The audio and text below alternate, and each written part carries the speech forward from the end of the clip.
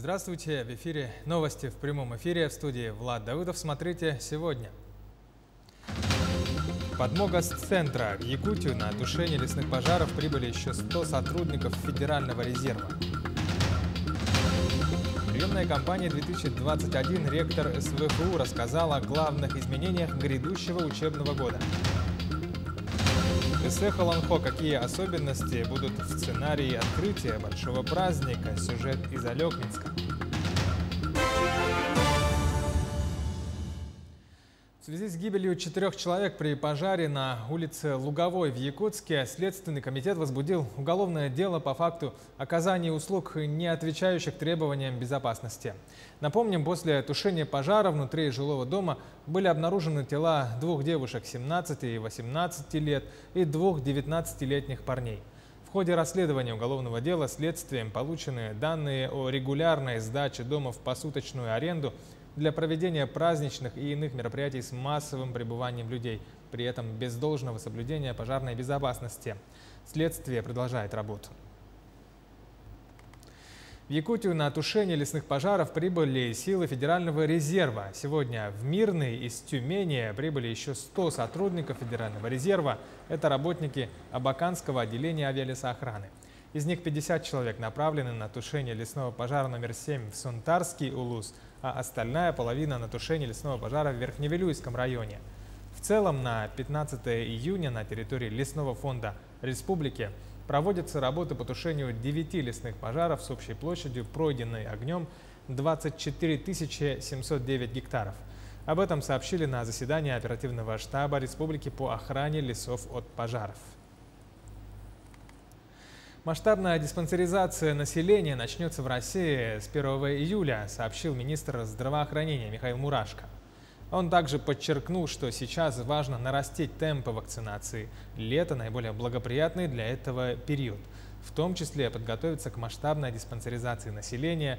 По поручению президента России она стартует с 1 июля, заявил федеральный министр. Ростуризм попросил оперативный штаб и Роспотребнадзор по возможности заранее информировать россиян о ситуации с ограничениями на зарубежные массовые туристические направления, сообщила руководитель Ростуризма Зарина Долгузова. Глава ведомства отметила, что в России есть нехватка качественных предложений отдыха именно на море. Спрос на такие поездки может быть полностью удовлетворен благодаря открытию массовых зарубежных направлений, если ситуация с коронавирусом улучшится. Что касается введенных весной ограничений на Турцию, то это коснулось более миллиона россиян, которые уже выкупили туры частично или полностью. Таким образом, сумма предоплат на текущий момент уже чуть более 40 миллиардов рублей по этим турам.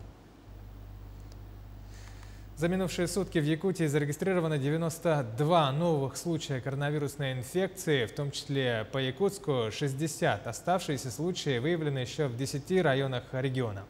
Сложная ситуация также складывается в Ивано-Бантайском, Верхневилюйском, Вилюйском, Мигно-Кангаласском улусах. Рост заболеваемости отмечается в Мирнинском и Неренгринском районах.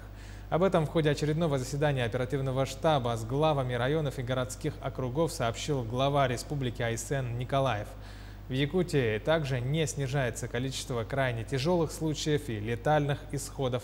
В настоящее время в реанимационных отделениях находится 75 пациентов, из них 26 человек подключены к аппарату искусственной вентиляции легких.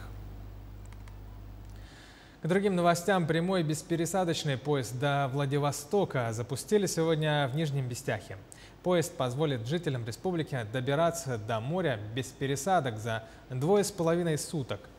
Также из Нижнего Бестяха ходят поезда до Иркутска, Благовещенска, Хабаровска, Нерингри, до Тынды. Все они с беспересадочными прицепными вагонами.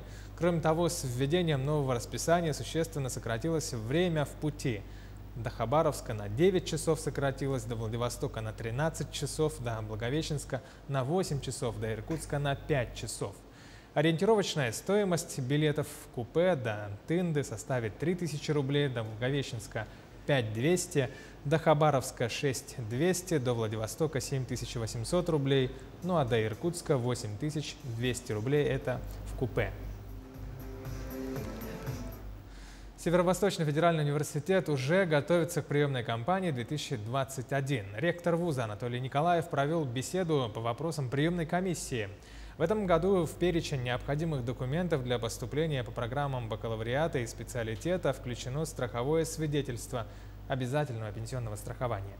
Это нужно потому, что в этом году не будет пофамильных списков поступающих, а будет уникальный идентификационный номер по страховому свидетельству. Подать документы, как и в прошлом году, можно будет дистанционно, через онлайн-сервисы или посредством операторов почтовой связи. Выпускники школ традиционно поступают по результатам ЕГЭ, обладатели дипломов о среднем профобразовании ждут уже несколько другие испытания. Часть наших абитуриентов поступает через наши внутренние экзамены. Да? Для тех, кто будет сдавать внутренние наши экзамены, прием документов будет до 15 июля. И потом они до 29-го, там, согласно определенному расписанию, тоже надо смотреть на сайте, сдадут наши экзамены.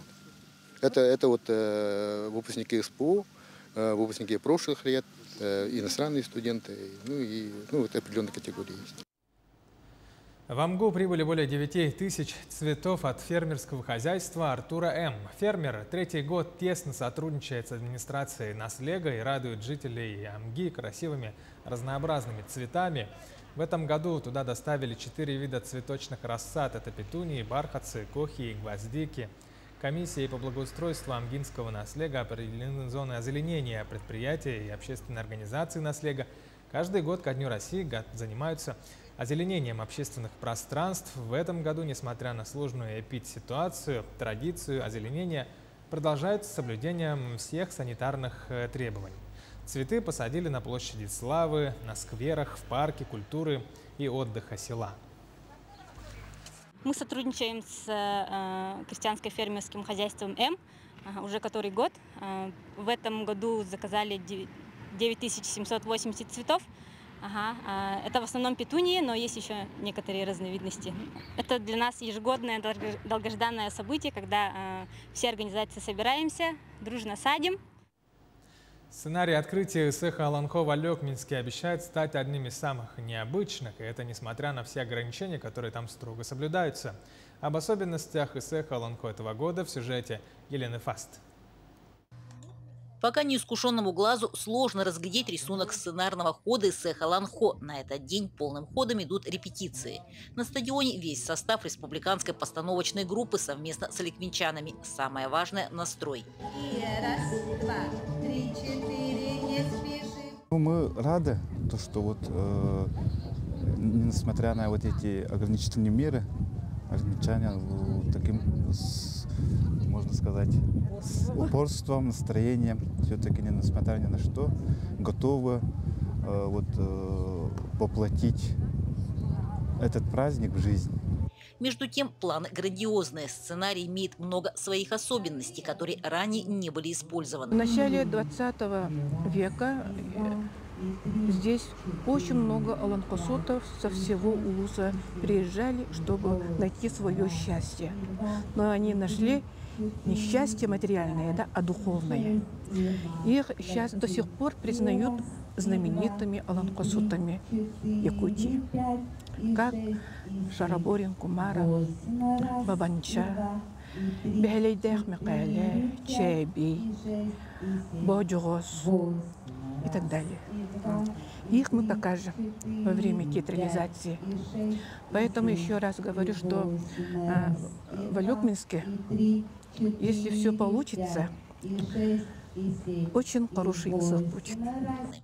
Главное – это люди, убеждена главный хореограф. Люди и их искреннее стремление. Народ подтягивается старшее поколение, подтягивается молодое поколение и, безусловно, среднее поколение. Они все подтягиваются, очень хорошо настроены, и с ними работать очень легко, потому что люди настроены только на позитивный результат цеха Аланхо.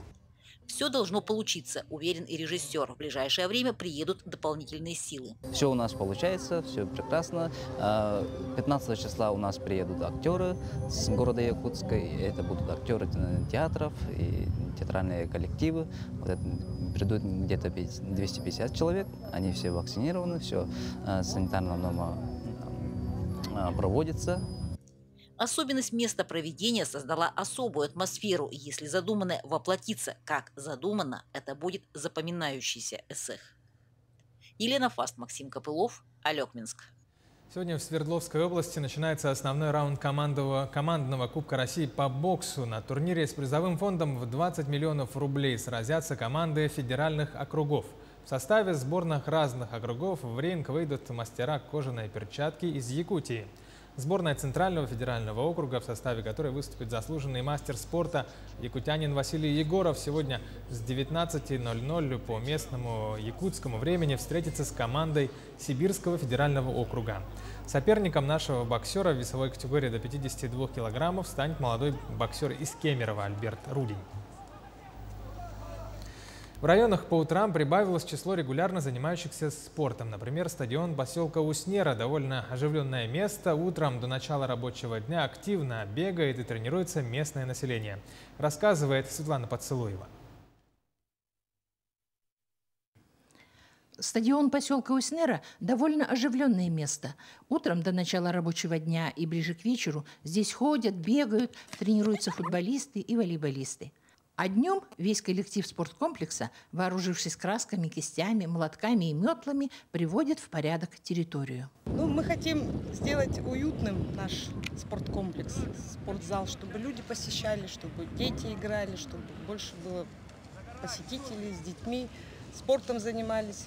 Вот как видите, мы уже красим, убираем, облагораживаем, как можем, своими силами. Планов много, мечтов тоже много. Как их осуществить? Что мешает? Нету средств. Директор спорткомплекса поделился планами на внутренний ремонт здания, рассказал о работе бассейна летом. Вместе с нами помечтал об искусственном покрытии футбольного поля. Стадион тоже хотели бы привести в порядок, но здесь немножко от нас не зависит. Здесь надо бы искусственное покрытие, чтобы нам где-то помощь оказали. Много требует сил, энергии, но наш коллектив трудоспособный, рабочий. Работают, все работают, занимаются, знают, что надо сделать, чтобы было хорошо, качественно, чтобы люди приходили сюда и получали удовольствие. А так, конечно, все настроены на работу, работы много, я так думаю, что на все лето ее хватит. Работа движется, высаживаются цветы, покрасили ограждение, завершается ремонт маленькой площадки. Даже памятный камень при входе на стадион выглядит обновленным. Радует чистота территории и звучащая музыка. Светлана Поцелуева, Павел Комин, Уснера. Это новости к этому часу. Итоги дня подведем в 20:00 на канале Якутия 24.